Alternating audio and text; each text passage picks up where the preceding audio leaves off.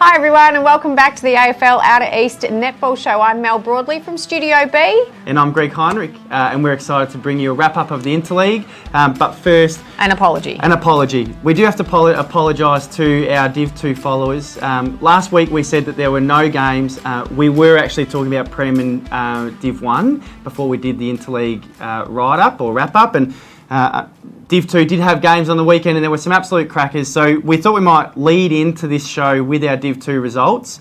Can we go with the first exciting one? Yeah, the first exciting one is Thornton had their first win in 2 years. And I went back through the records and I was able to find a couple of things. In 2016, they had one win. In 2017, they had one win.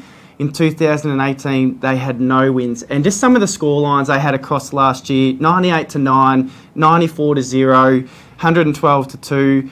So, a massive congratulations to the girls for getting their first win, because it is hard to back up week in, week out when you are getting beat and, to keep the motivation. So, congratulations, guys, and really well done on your win. And hopefully you can get a few more over the rest of the season. Yes, well done. Now, the other results were, so Alex defeated Powertown 46-35. Look, nothing interesting in that one. I think Alex we're going to get over the line in that one there. Seville and Yarra Junction were both sitting 3-2. And I know I had a brief chat to Carly McDonald from Seville, who was a little bit worried because her defensive gun, Steph McNay, was away for Interleague. Yep. So she was unsure as to how they would go. And look, they turned it up and, got a massive win, 68-41. So that means things like Plugger doesn't win games, Buddy doesn't win games, She doesn't win their game, they do it all over? No, look, and I think when you have a big gun like that, like Steph, who did get best on court in Interleague as well, and we'll talk about that. Yep. I think the team has rallied around that and thought, you know what, it doesn't matter. Steph is amazing and we love having her, but the team is more than one player and that showed in their scoreline. The other massive win was Yay. They beat Yarra Glen by 50 goals, 76-26. So, a good win for them again. I find them hard to beat this year. That's awesome. So let's go on to the Interleague recap and we'll start with the team that you coached, which was the 17 and under team. Yeah, look, we knew we had a young squad going away and they showed that they've got a bit of grit, which was really, really good. We ended up going down. It was 61-35.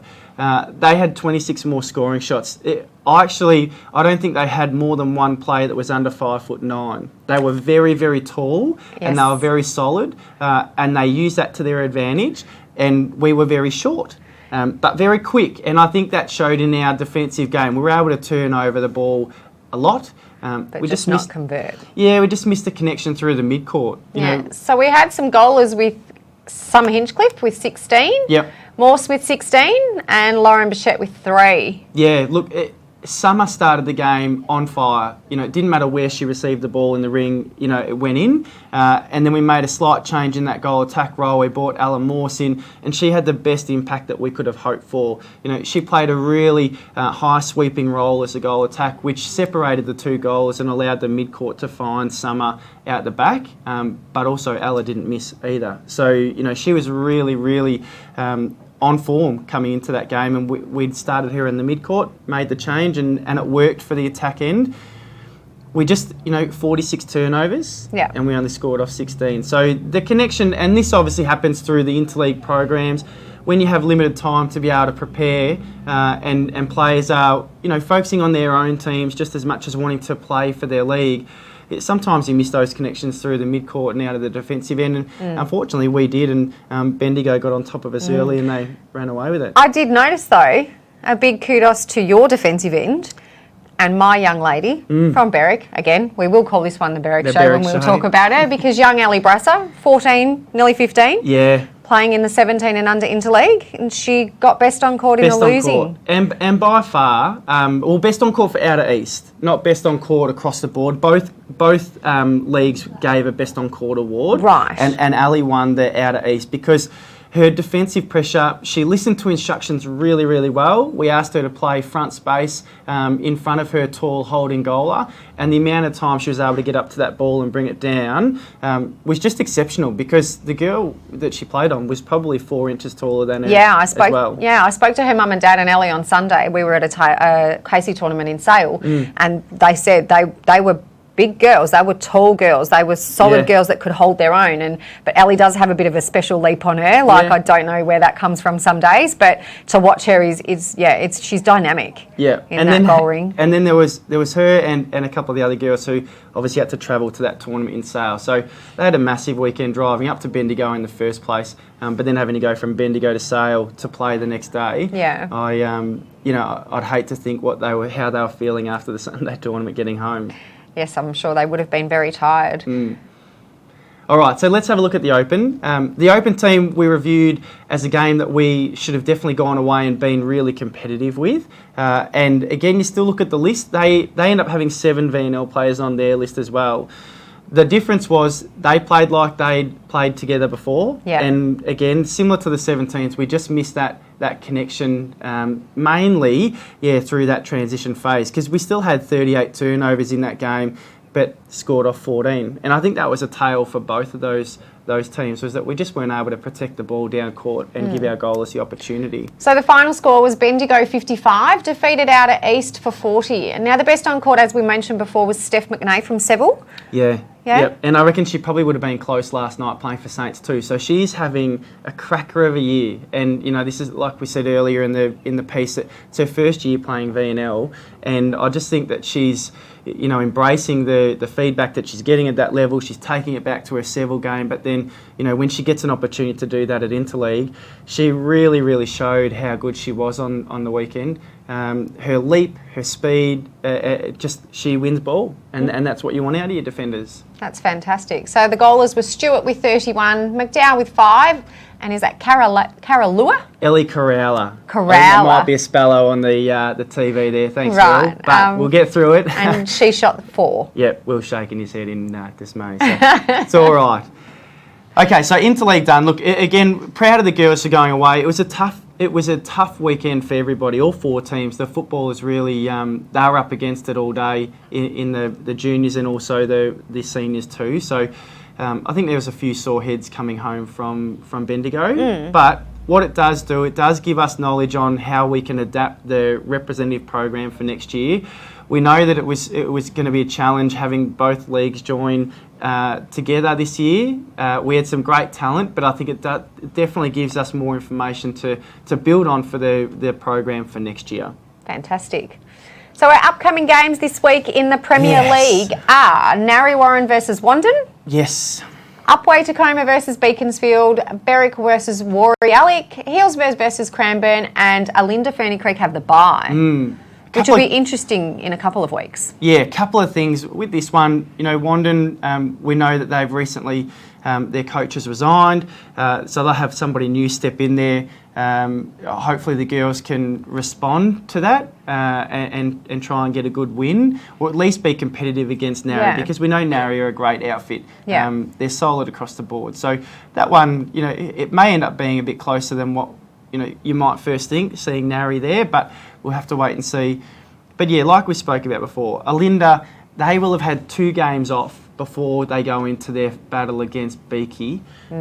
Which is going to be a battle. Round. Yeah, which is the one that we've earmarked from the very beginning, having seen Alinda play against most of the Southeast clubs now, all of them really. Except us. Yeah, except you guys, and having really, really strong wins. Yeah. We sort of bookmarked that one for later on. But look, I think Alinda are good enough to be able to have 2 weeks off. I think Tim will have trained them well in that break, and who knows, they may end up having a run this Saturday themselves just to make sure that they stay fresh going into that Beaky game.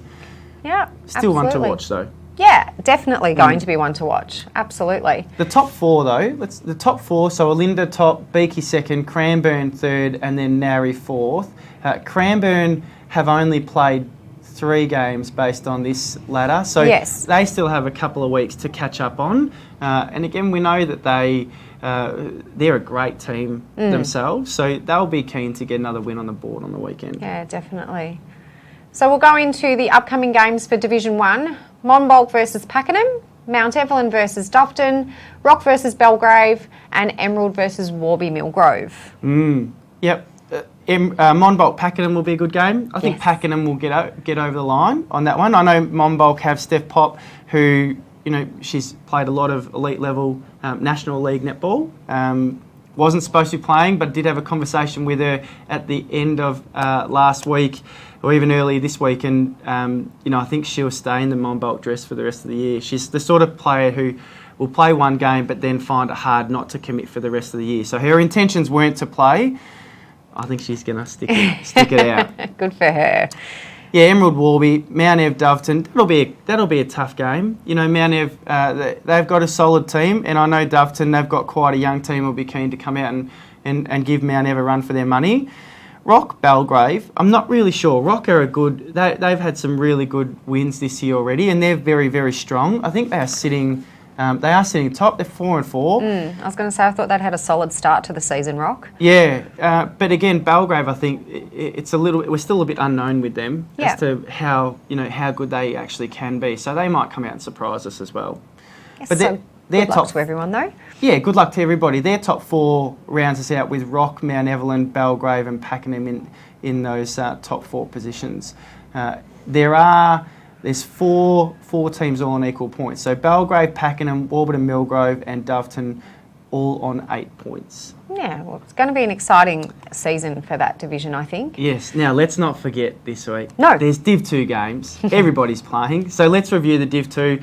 Gembrook Cockatoo versus Yea, Kinglake versus Powley, Seville versus Alexandra, and then Yarra Glen versus Yarra Junction. Yes. Any there that you're keen to see the result? Probably Seville Alex. I'll be interested to see how that one goes. Yeah. Okay. Yeah. Look, I agree. Alex, again, they had the first couple of weeks in the season off, and then they've come out and had a couple of wins. And Seville will be keen to keep their winning streak alive. Definitely. Yay, I think it'd be interesting to see what their score ends up on the weekend. I think they're going to be too strong for Gembrook. Powtown, Kinglake, that might be a close game, knowing that Kinglake are at home and Powley will want to get a win away from their home courts. Yeah. But Yarra Glen, Yarra Junction, I think Yarra Junction, they will be too good for Yarra Glen. But again, I think with some of these teams in Div 2 and even the other divisions, it's early days and we're still yet to see what they're really capable of. I always wait till round 6 every year to make my assumptions on how everyone's going. I just think that takes a few games to get under your belt as teams with new players and new coaches and new league this season adding into it. So I think after round 6, which is June the 1st, and then the long weekend, I think we're really going to see who the front runners are. Yeah, definitely. I agree. Now, you wanted to talk about the 15 and under Blues as our junior this week. Yes. Let's talk about the games that are there first. So Berwick versus Pakenham, Narre versus Cranbourne, Rock versus Beaky, and Doveton have the bye. So let's talk about Berwick, since you guys are top of my list. What are you thinking going into Saturday's game? Against Pakenham. I think the outfit that Lani Menez has got going with the 15 ones is pretty solid. Yeah. You've got your goalers in Brooke Abajaba, Hayley Pastris, and then backup goaler with Darcy Ubda. Yeah. And then we throw in Brooke McPartlane. Yeah. All very solid players. Her mid-court, Holly Mulday, who unfortunately I hear has a bit of an injury this week. She did roll her ankle. She won't be playing, which I know will be very frustrating for Hol. She's a gun little mid-court, Holly. Yeah. She's part of our interleague rep team. Yes. So we need her to get back up and ready. Well, she's resting. Time for So's chance. Yes, so she's resting her little ankle there.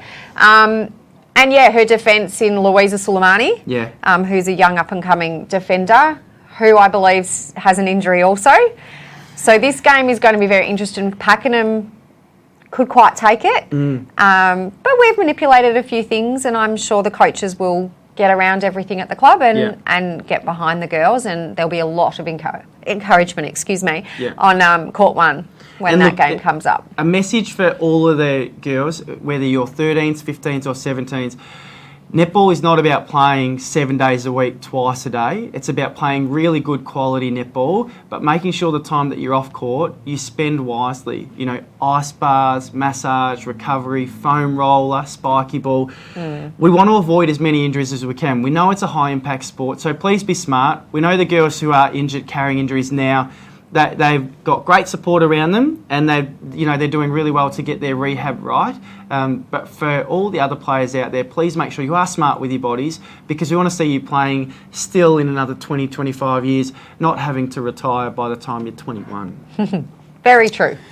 Just another reminder, under 15 and under 13 fixtures have just changed. Yes. So we have seen a couple of teams shift divisions. Warburton and Millgrove have gone from the 15 Blues to the 15 Whites, and Gembrook have gone from the 13 Blues to the 13 Whites as well. So those fixtures, a massive shout out to Cam Hutchison from the league, who had a couple of midnight nights. Yes, he definitely did with those. If not working into early AM to try and get them right. Please check the fixtures, the draw on the app or the My Netball page, to make sure that you are aware of any changes that have occurred so far. We've tried to make them as minimal as possible, but obviously there has to be a little bit of movement to allow the new teams coming into the White Division a chance to, find their feet. That's right, and good luck to those teams moving into the other division. Yeah, we well hope done. that finds them well, and that they cope better in that section. Yep. Okay. What else have we got? Is that it today? Nice, short and sweet. I feel like that's it. So everybody, we thank all of our sponsors as usual, and remember, Greg, Get your game face on.